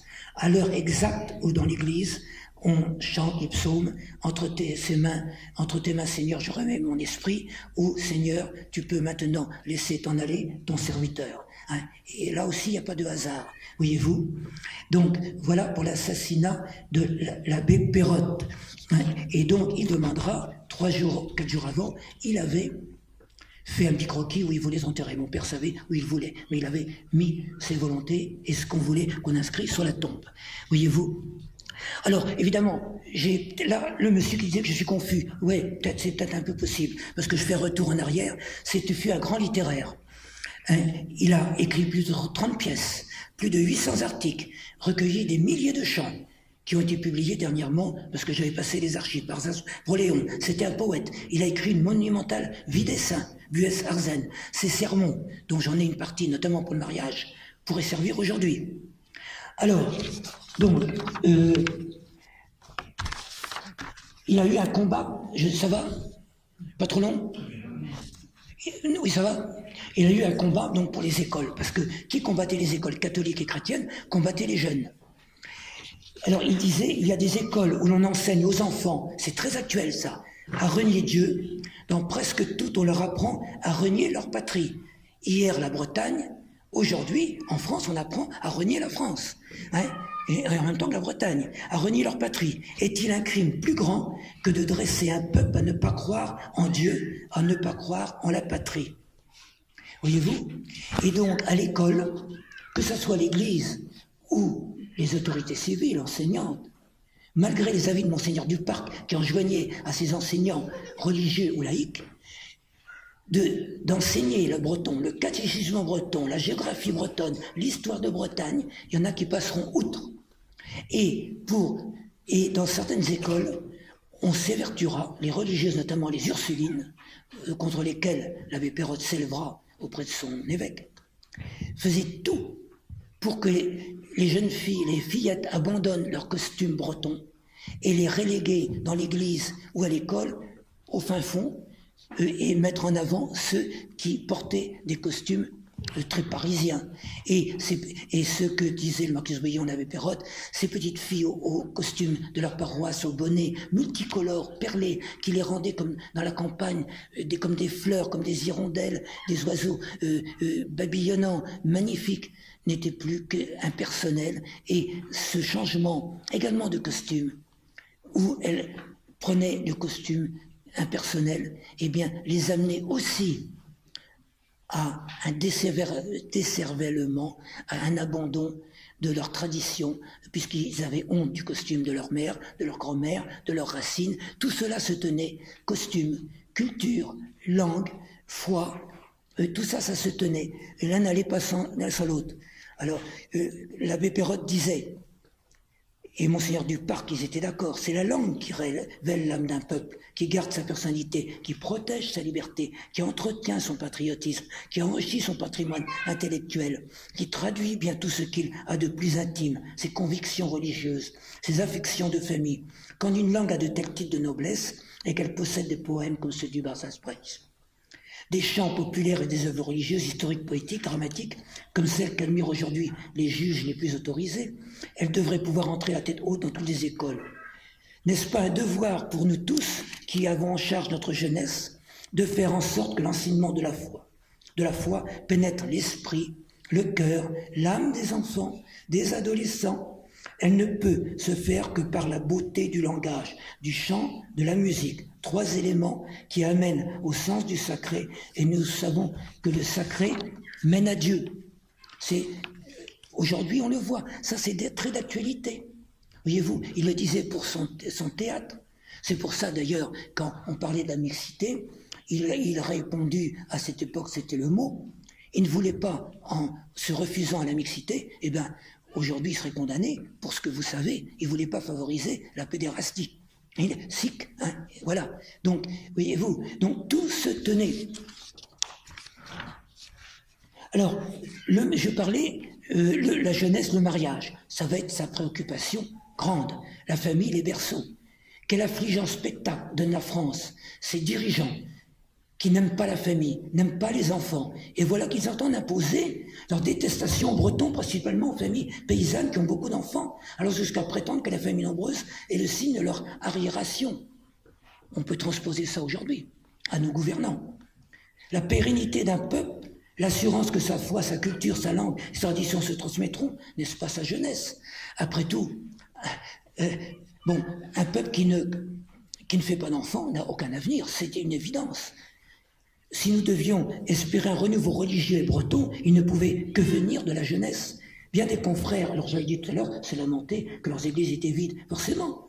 Alors il leur disait, au lieu d'attendre que la jeunesse vienne vers vous, allez donc d'abord vers elle, proposez-lui autre chose que votre petite routine. Soyez pour elle comme les balises pour les navires, mieux, soyez des phares sur leur route de la vie, mais des phares d'une lumière éclatante, pas des phares dont la lumière serait incertaine, déclinante. Proposez-leur à ces jeunes un idéal, du beau, du vrai. Voyez-vous, je répète souvent, cela vous m'en excuserez, mais l'abbé Perrotte aussi le répétait sans cesse, et cela vous le trouverez dans la richesse des traditions de l'Église et dans la richesse de nos traditions bretonnes, pas ailleurs. Ou alors, cette jeunesse n'aura pas besoin de vous, car d'autres feront aussi bien l'affaire. Alors à cette jeunesse bretonne, il leur dira, vous êtes bretons, et sur vos fronts se lit la fierté que vous avez de porter ce nom. Restons bretons. Dieu ne nous a pas fait tous de la même race. Ah, le mot interdit, race. Mais dans cette époque, on employait le mot race équivalait à peuple. Ça n'avait aucune connotation racialiste. Donc nuance, hein, et vous pouvez traduire par peuple. Ni fait naître dans le même pays. On dit Dieu n'a pas créé de frontières. Il n'empêche que Dieu lui aussi, incarné, s'est choisi un peuple bien défini. Et il a pleuré sur Jérusalem. Bon, alors, et la patrie céleste, disait l'abbé Perrotte, la patrie terrestre doit préparer la patrie céleste. Chacun doit rester fidèle à ses origines, à son pays. Douai à Breizh, Dieu et Bretagne. Belle devise de vérité que vous devez mettre magnifiquement en pratique. Soyez ce que furent vos pères, et conservez pour eux ces 3 trésors de l'Église qui sont aussi ceux de votre pays, la foi, l'espérance et la charité. Là, nous avons les 3 vertus théologales. Allez, alors, vous ferez demain luire des jours heureux, glorieux et saints sur notre patrie celtique. Jeunes gens, si la Bretagne a un grand besoin de familles qui soient véritablement chrétiennes et bretonnes, toutes ces paroisses ont un grand besoin de prêtres qui le soient tout autant. Rien ne pourra se faire si les parents et leurs prêtres ne travaillent pas d'un même cœur et d'une même âme sur le chantier du Christ et sur le chantier de la Bretagne, qui, comprenez-le bien, n'en font qu'un.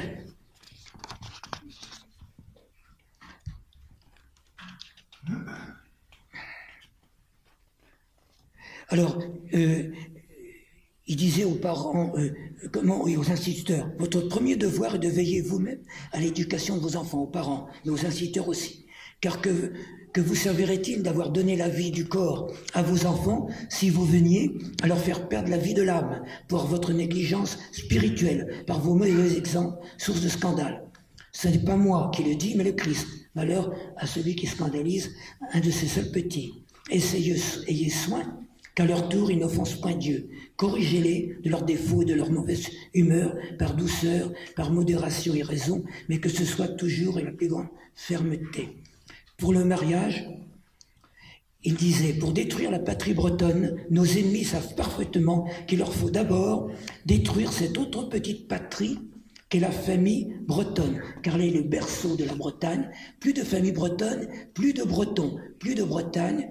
Ne nous sous-estimons pas leur audace. N'est-ce pas actuel, ça? Actuellement, avec le mariage pour tous et tout ce qui s'ensuit. On pourrait mettre ça sous le nez de nos ministres.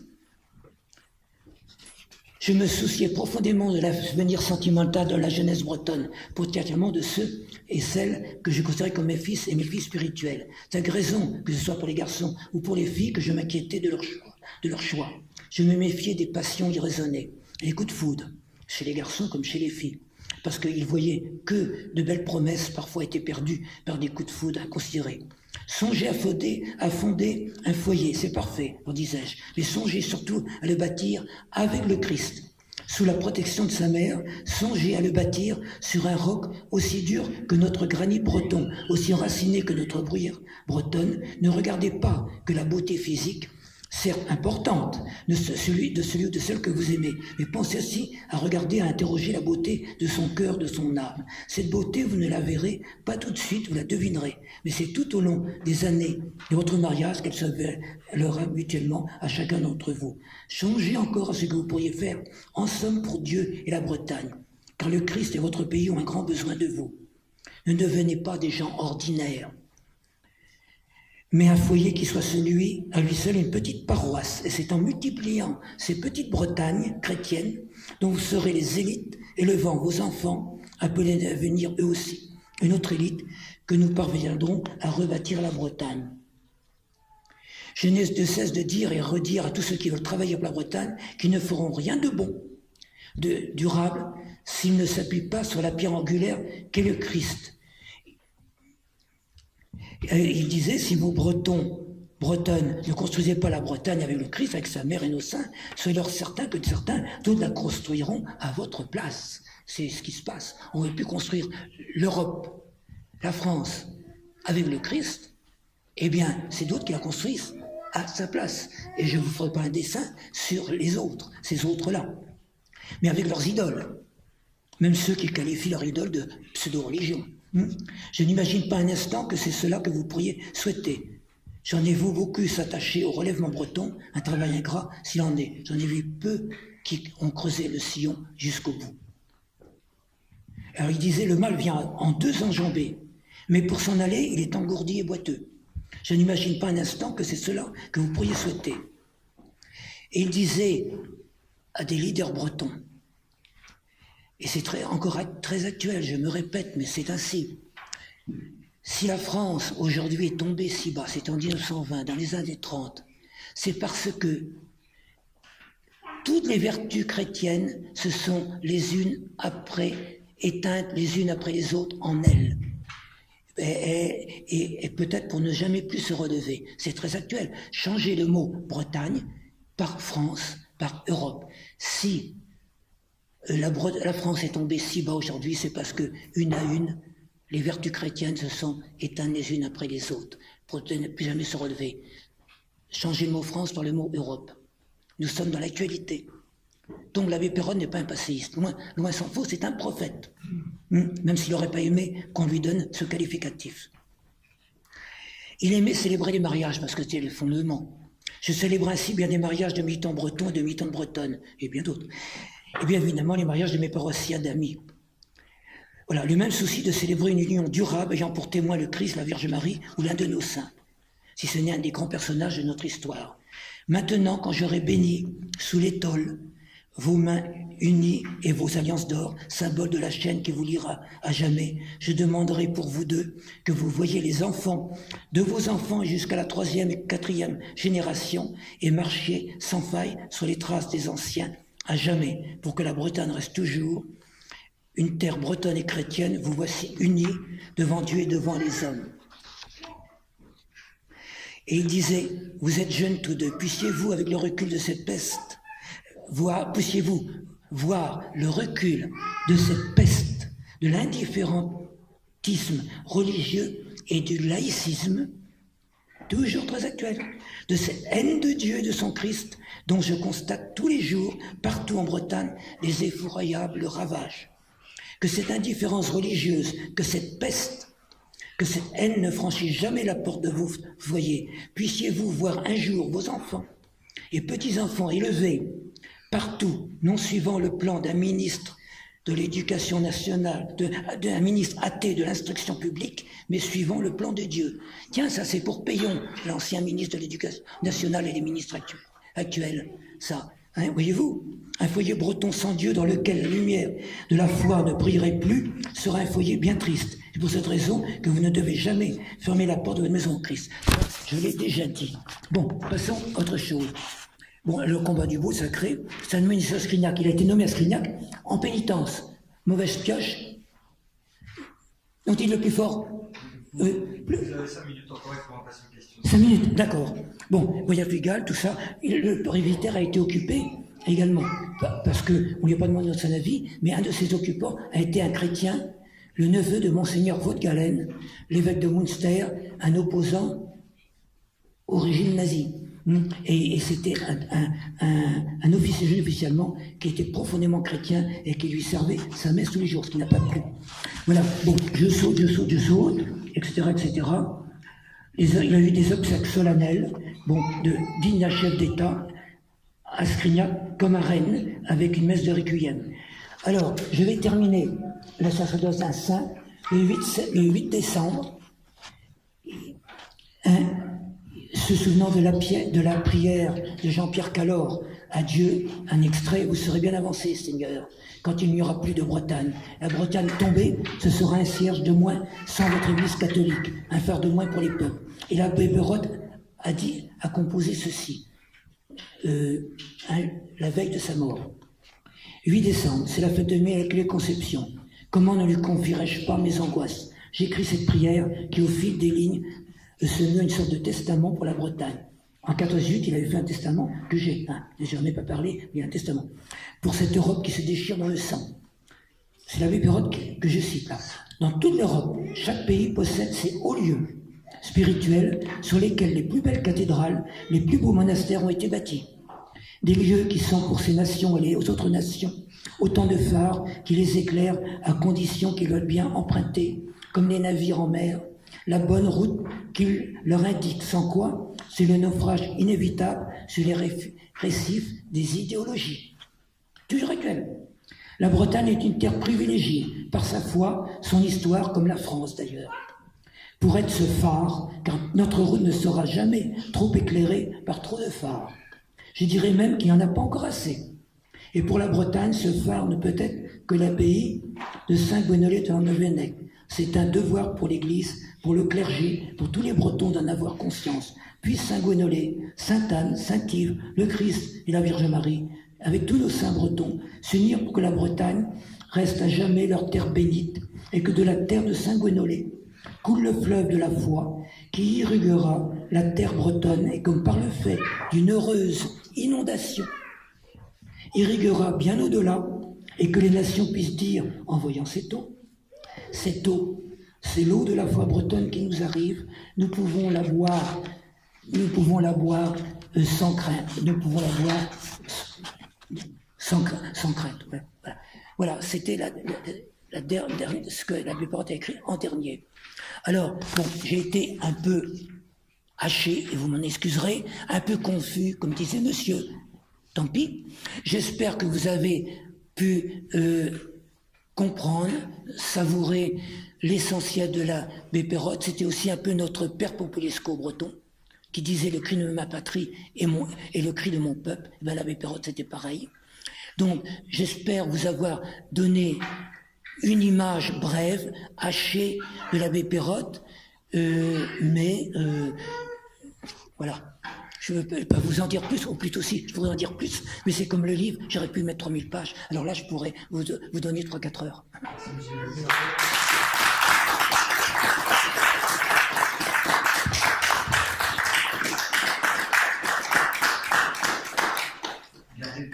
Ah, je garde.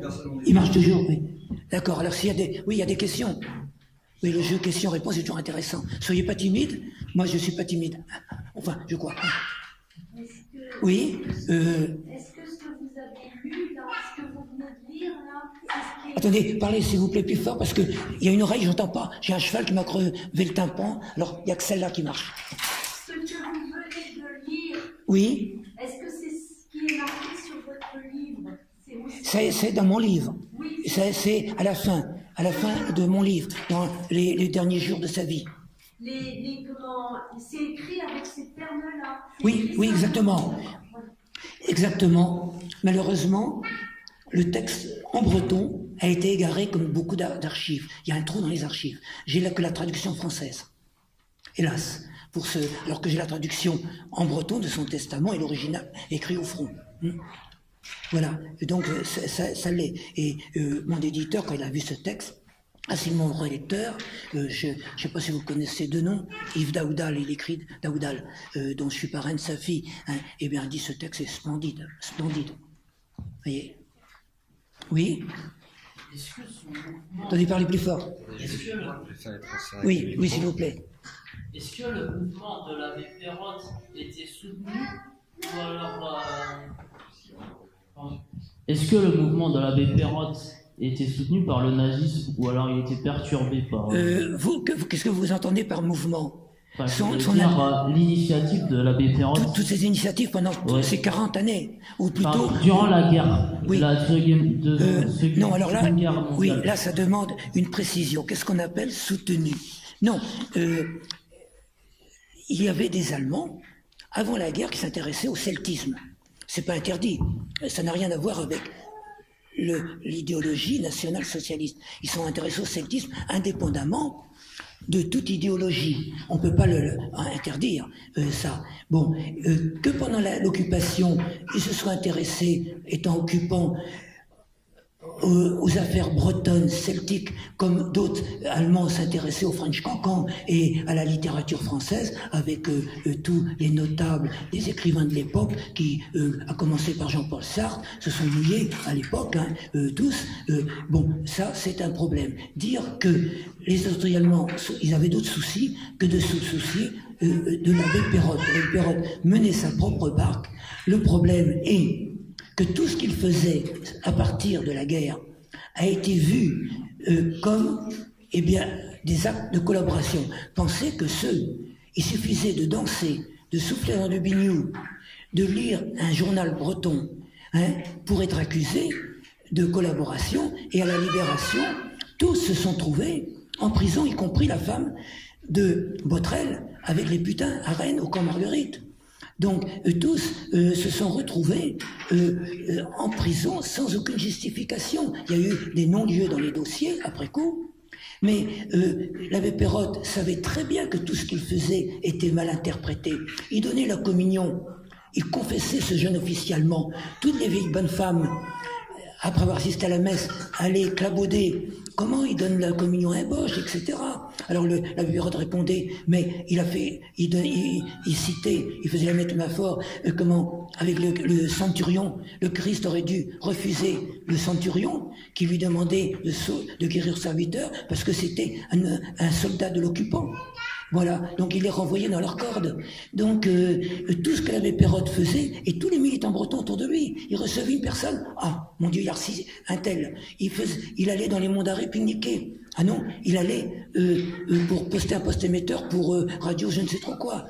Il a fait la Passion le vendredi saint de 43. Il a fait à la radio Rennes la Passion. Une Passion magnifique à la radio, Bretagne, avec mon père et d'autres, avec tous des chants grégoriens, bretons, une splendeur. Eh bien, une merveille. La résistance, qu'est-ce qu'elle a dit? Oh ben, c'était commandé par la propagande d'Staffel. Oui, les services de la propagande d'Staffel s'intéressaient à la passion du Christ. Voilà. Et tout était de cette eau-là, vous savez. Alors, par contre, les autorités allemandes ont autorisé que Feyzabreis paraisse, à condition qu'il n'y ait rien contre les Allemands, les armées allemandes, etc. Donc ils s'en tiennent au culturel, au religieux. Pareil pour la revue de mon père, Ololé, qui était l'onomatopée du cri des pâtres de Cornouailles. Eh bien, à la Libération, tout ça, ça a été balayé.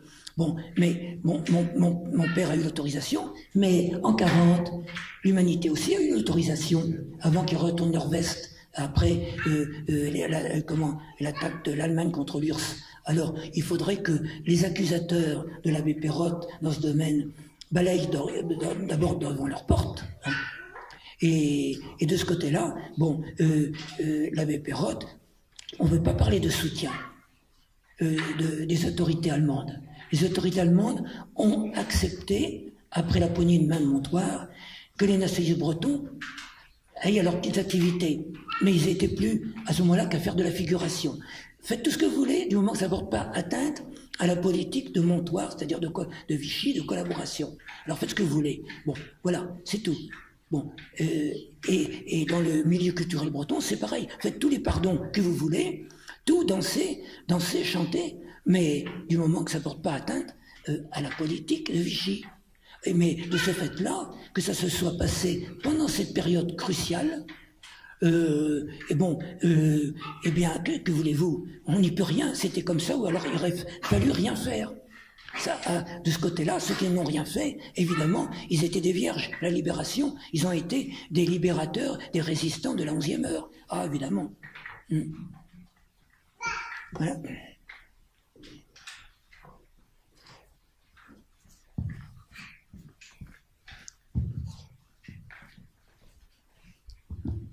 Merci beaucoup pour votre conférence. Vous avez parlé plusieurs fois du théâtre. Est-ce que vous pouvez nous en dire plus sur quelles pièces étaient jouées? Est-ce que c'était plus des représentations de vie de Saint-Breton ou vraiment du théâtre comme on l'entend plus? Alors, il y avait de tout. Il y avait de tout. Il n'y avait pas que du religieux, sinon il aurait fatigué tout le monde. Il y avait du profane, du très profane, qui tenait aussi bien du conte, de la légende, profanes ou religieuses, mais tous avaient une finalité religieuse. Un peu, peut-être, je ne sais pas si la comparaison est exacte, mais comme les fables de La Fontaine qui ont tous finalement une morale. Là, il y avait, même les pièces les plus profanes avaient une morale religieuse, tendaient, comme je vous l'ai dit, vers le beau, vers le sacré, vers la connaissance de la littérature, de l'histoire de Bretagne, de nos saints, de nos héros. Et donc il y avait aussi des concours de diction de prose, de poésie et très poussée, dont j'en ai beaucoup d'exemplaires, des originaux, des enfants de cette époque. Et donc il y avait des sujets religieux comme la Passion, ou bien le retour joyeux de Notre-Dame de Coatquéo. Je vous le dis là, le texte en français. Bon, qui est le retour joyeux de Notre-Dame de Coatquéo, qui par exemple a été joué même pendant la guerre dans les stalags par des prisonniers bretons, à laquelle l'abbé Perrotte envoyait avec d'autres organismes beaucoup de colis, détournés d'ailleurs par la résistance, qu'on a trouvé après. Hein. Eh bien, ils ont joué dans les stalags des pièces, ils ont même fait, avec les autorités allemandes, une exposition à la gloire de la Vierge en Bretagne, dans les stalags. Et j'ai les lettres. Hein. Bon, et donc, il y avait tous ces sujets-là.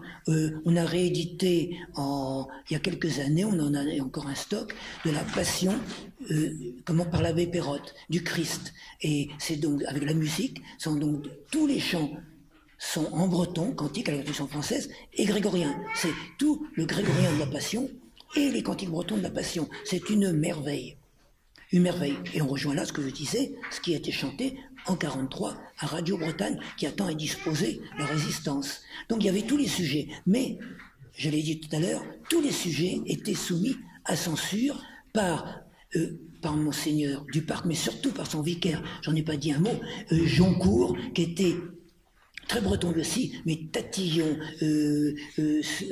qui voyait des autonomistes partout, qui se prenait la tête avec la mixité, etc., etc. Voilà. Mais tout était soumis à censure. Pour la morale, pour que ce ne soit pas en désaccord avec les articles de foi, et pour pas indisposer les autorités, parce que Monseigneur Duparc était très pétiniste, ainsi que son vicaire général, très pétiniste. Et il sommait l'abbé Perrotte de manier un peu leur soir vis-à-vis du chef de l'État. Ce que l'abbé Perrotte refusait, non pas qu'il était aussi maréchal Pétain, c'était pas son histoire, c'était pas son affaire, c'était pas son truc, c'est tout. Est-ce que vous pouvez nous en dire plus aussi sur l'interdiction de parler en breton au début du XXe siècle? D'où est-ce qu'elle venait? De l'État jacobin, parce que c'était une interdiction pas qu'à la Bretagne, au Pays Basque, à l'Alsace, alors que les Allemands acceptaient qu'on parle alsacien quand l'Alsace était allemande. Hein.